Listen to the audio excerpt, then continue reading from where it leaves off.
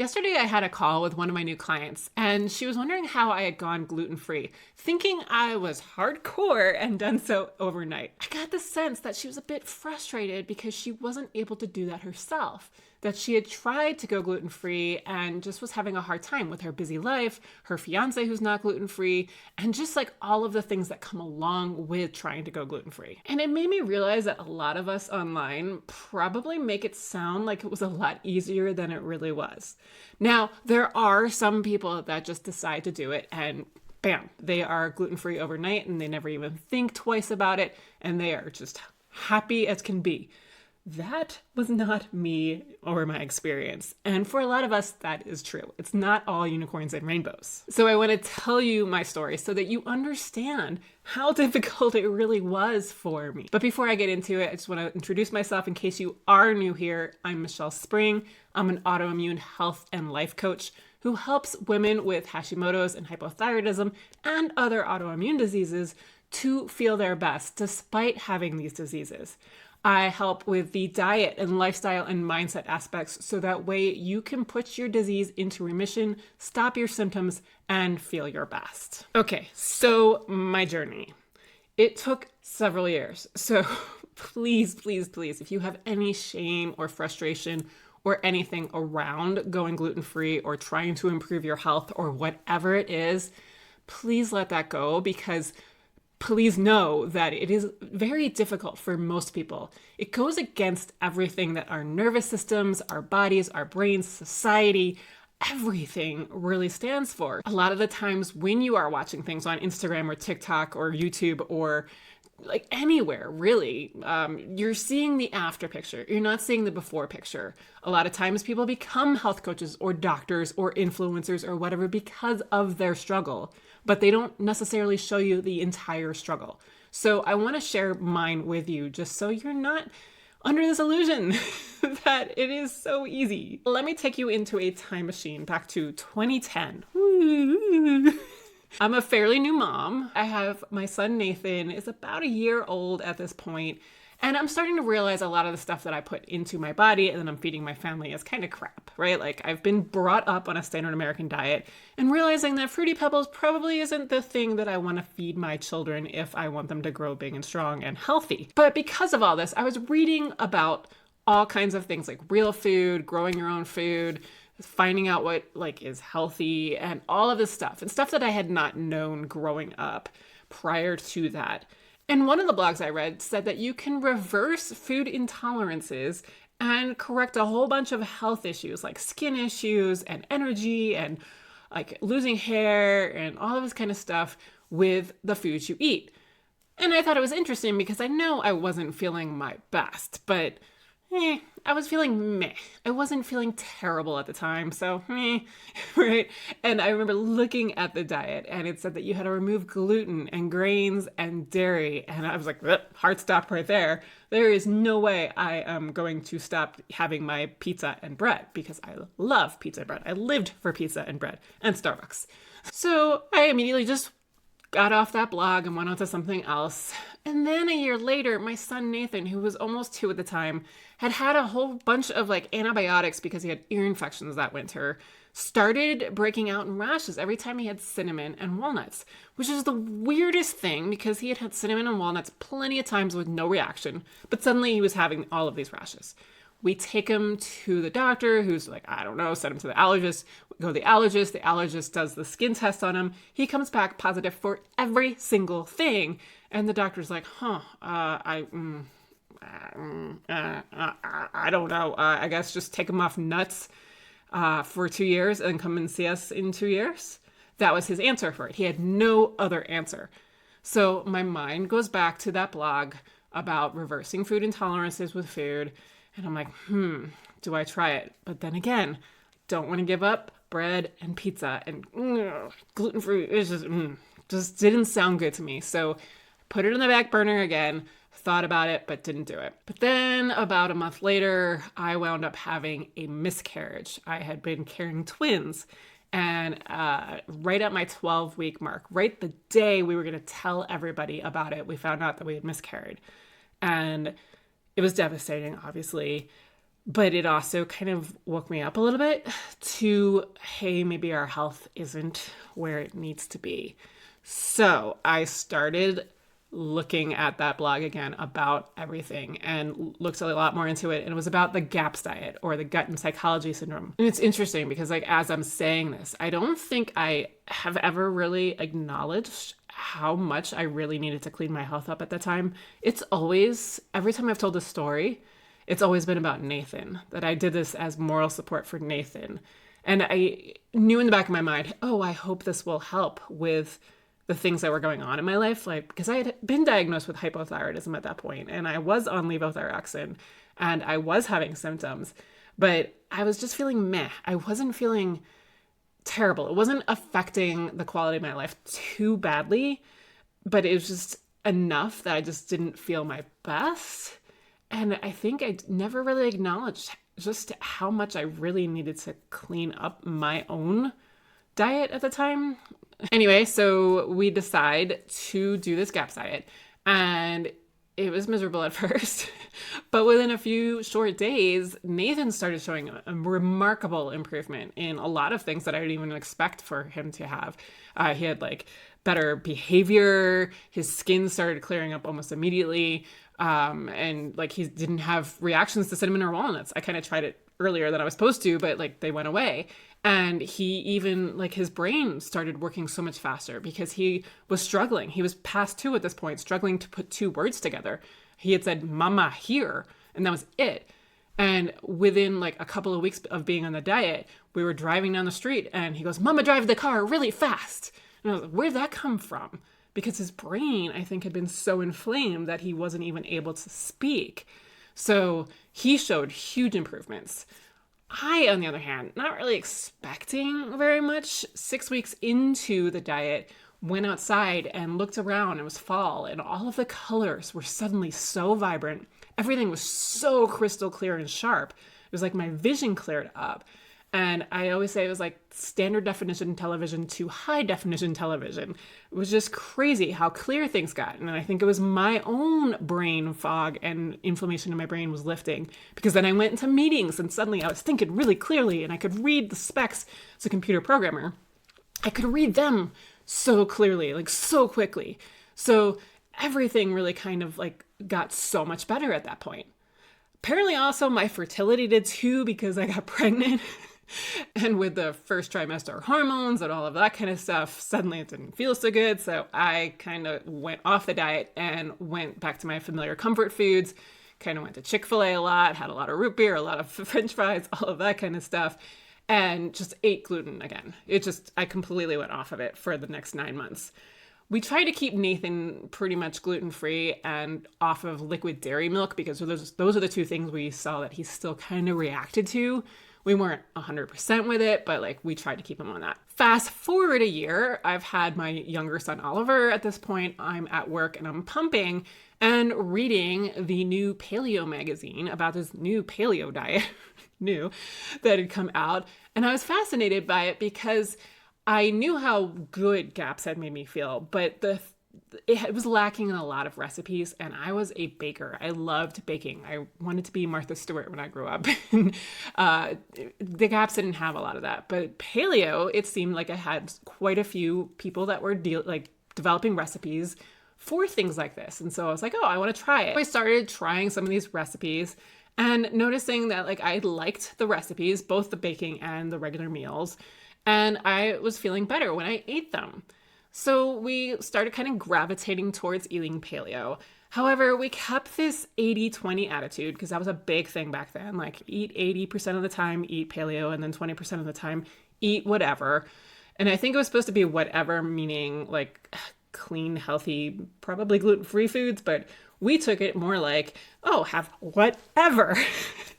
And it was probably not so much 80-20, it was probably more 60-40, if I'm to be really honest about what I was eating. I was probably eating paleo lunches and dinners, and not so much snacks and other kind of meals, or those kind of things. I would be going to the local bagel shop and having bagels, gluten bagels, and muffins, or having pizza when I was out, going to hamburger fast food places, like just having a lot of stuff that was still gluten-y, but not paleo. And then in late 2013, my body just started to shut down. It was around like September, October of 2013. I remember I could barely work out. I was trying and I just felt like I had no energy. And then it just started to get worse and it permeated through the rest of my life. I could barely go for walks. I could barely hang out with my kids, chase them around. They're toddlers at the time. And I just couldn't do anything. Like I'd come home from work and I would crash on the couch. My husband had to cook dinners. I was gaining weight. My hair was falling out. I was having all of like the typical thyroid symptoms. But I would go to my doctor and say, oh, hey, like everything is falling apart. He would take the labs. My TSH would be perfectly normal. And he'd say, there's nothing we can do because your levothyroxine is dialed in. And if we try to up your medication at all, then you're going to be hyperthyroid. And that's going to put you at a risk for osteoporosis and like some other complications. So we can't do that. He's like, I don't know, try to work out more. So I'd come home and I'd try so hard to work out, but I was so tired. It got so bad that I literally thought I was dying. I would sit in my closet at night and cry, thinking I was going to leave my 2 little toddlers and my husband as alone because I was going to die. I didn't know what else to do. And after multiple visits with my doctor and just being told over and over again that there's nothing I could do, I was at the end of my rope. And I did think about doing diet. I brought the GAPS book back to my doctor and said, could I do this? And he's like, nah, diet doesn't help. And I'm like, well, what about paleo? He's like, no, diet doesn't help. Kept saying that. And so I was like, I don't know what to do. And finally, one day I was sitting out on my patio while my children were playing in the grass and I was watching them and they asked me to come play with them. And I didn't even have the energy to get up to go play with them. And I saw the look in my kids' eyes, like disappointment. And I couldn't do that anymore. Like I just could not put up with feeling that disappointment from them anymore or the disappointment in myself. And I was just done. So at that point, I did some research and found a functional medicine practitioner nearby who ran a whole bunch of tests and diagnosed me with Hashimoto's and celiac autoimmune diseases. And he told me to do the autoimmune protocol or AIP diet. And at that point, I was so desperate to feel better that I was like, okay, fine, I will do whatever. This was June of 2014. So I think within a week or two, I was on it. Cold turkey. Just went on it. It sucked at first because AIP at the time was pretty new. There were not a lot of recipes out there, but I was just willing to try anything. I also, because I now had a paper that said I was celiac, I did not even want to cheat with gluten. So I was like, I'm going to dedicate myself to doing this AIP diet and I'm going to be 100% gluten-free. And I want to find out what happens because I am desperate. And it paid off because within a few weeks, I felt better than I had in over 15 years. And when you do start to feel better, it's like the diet starts to get easier, right? Like you want to keep going with that because then you start realizing, oh, I didn't like how I felt before, but I like how I feel now and I want more of that. But yet, I'm super stubborn. So I still had in the back of my mind, even though I had that paper that said I was celiac. And even though I knew how much better I felt without gluten, I still had in the back of my mind, I wonder if I could eat gluten, right?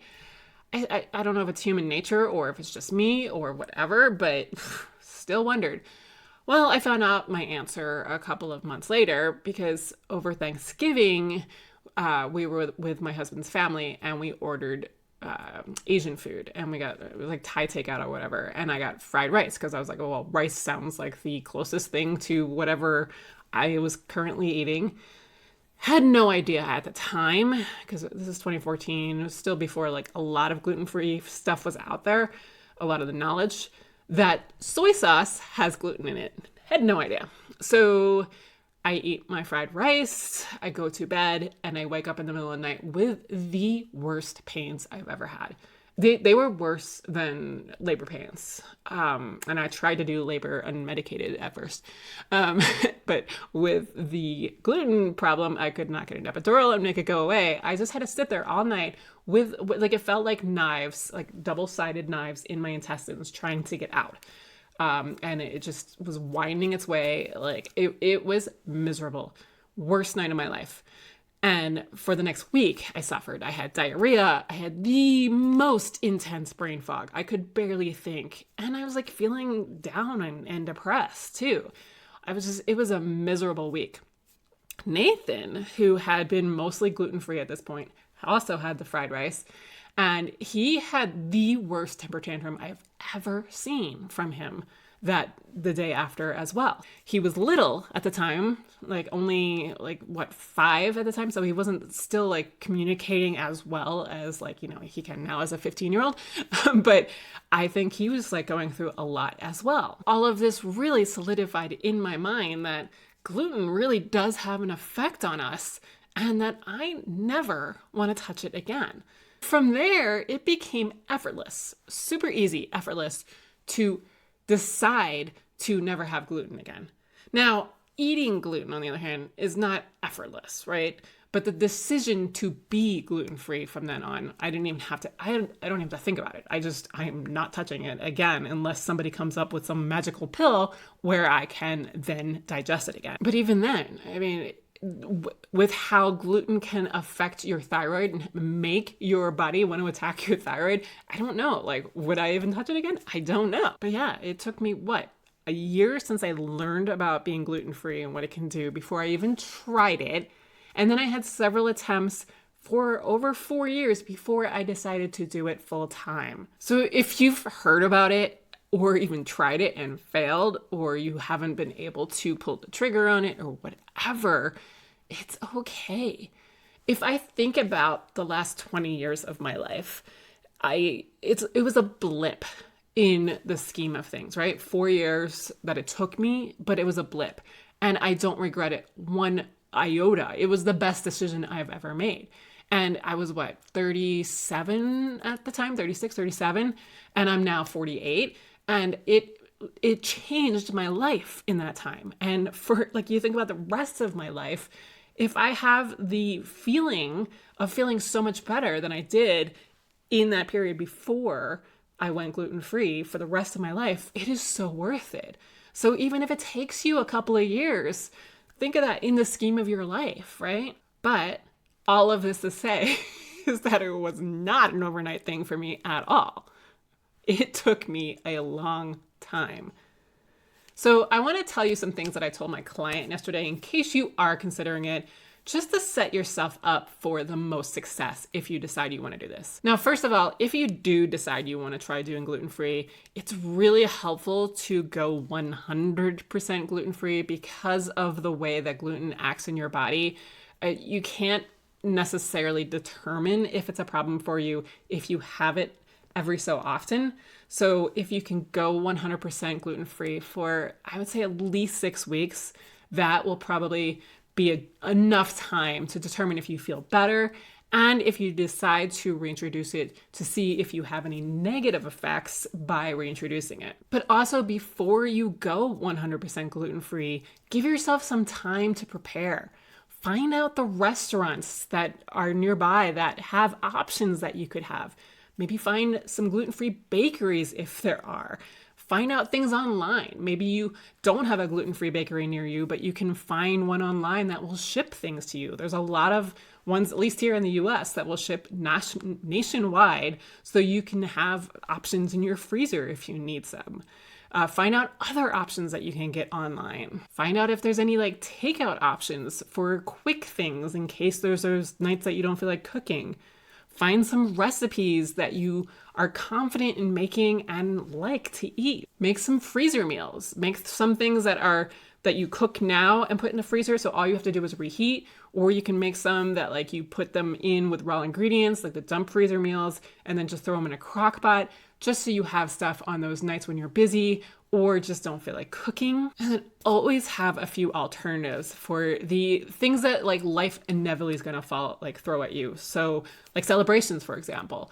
I always try to have some sort of like cupcake or treat in the freezer. So that way, if I'm invited to something, I can just pull it out and go, because then I'll be able to partake instead of, because I think the worst part of having to do all of this is if like you have to sit and you have to watch other people eat and you can't have anything.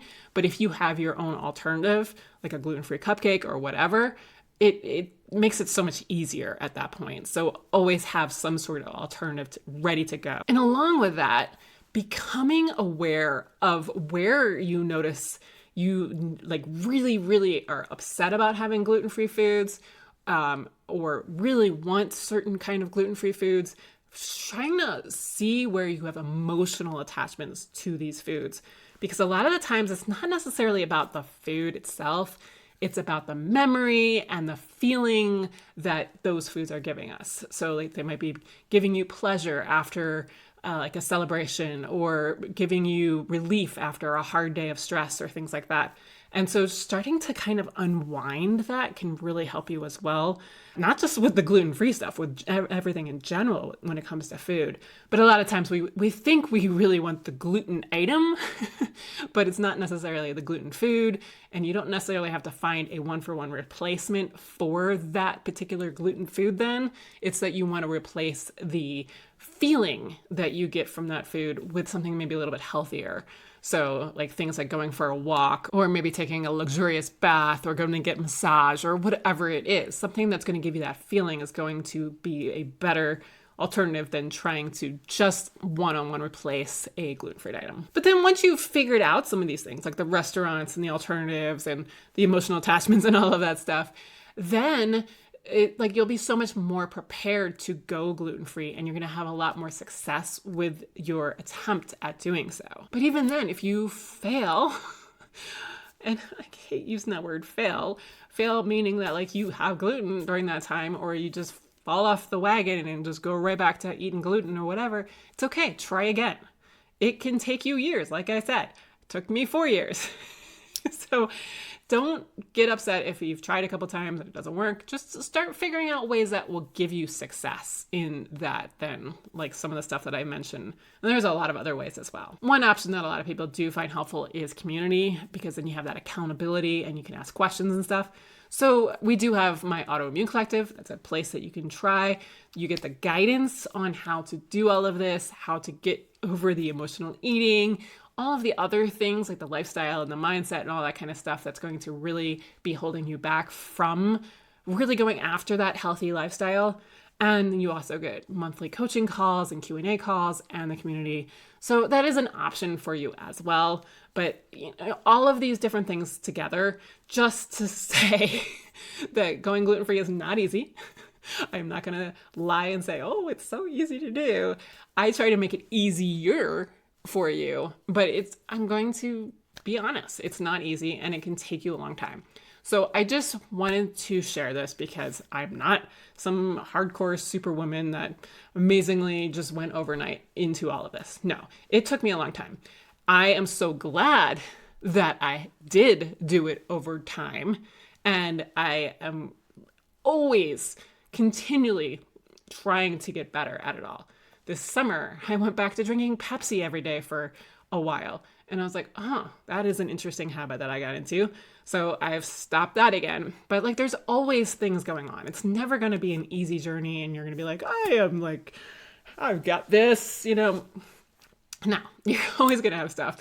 But just know that you can get support and help.